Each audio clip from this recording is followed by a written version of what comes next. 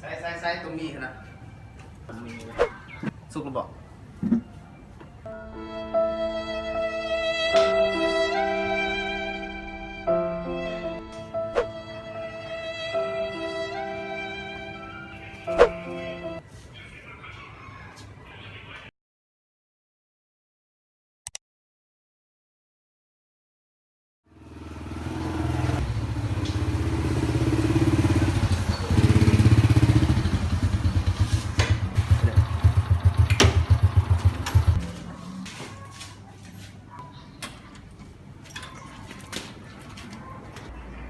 เห็นมันนี่กูจะกินข้าวไงเดมีอยู่หันนี่เอาไปต้มเลย กูฆ่าลงแรงอยู่มึงไปมึงยังไงไป มึงหัน มึง มึง มึงหันมึง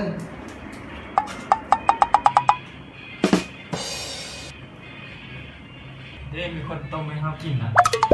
จะไปเดี๋ยวลิ้นตานี้ก่อนจะไปกินน้ำมัน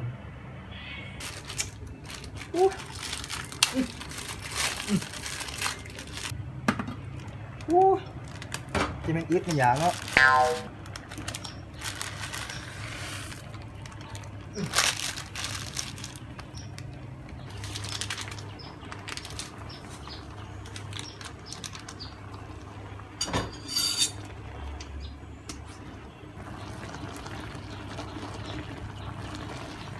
ว้ายสุกแล้ว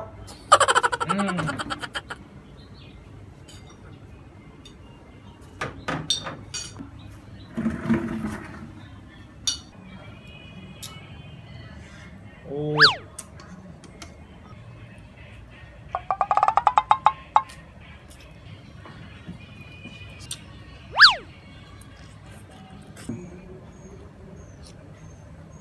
ว้าวใส่ตรงนี้นะผมมีสุกระบอก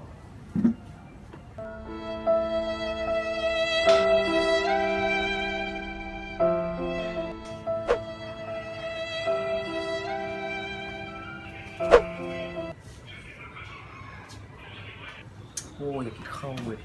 กูคือกัน นี่ผมว่ายามันยังเข้า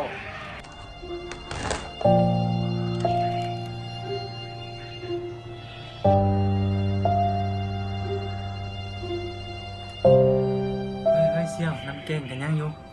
เอาไม่นี่ถ้วยกับบุล้างกินนะกูบ่เสียว กินรถกูกินนี่ก็ได้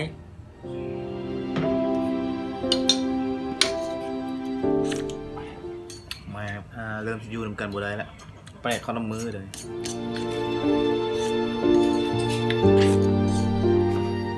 ป้ากูว่าบักอันนั้นมันต้องเฮ็ดใส่เฮาเนาะ มันเสียใจเอาเพื่อนอย่างวะบ่ได้อย่างสิมัน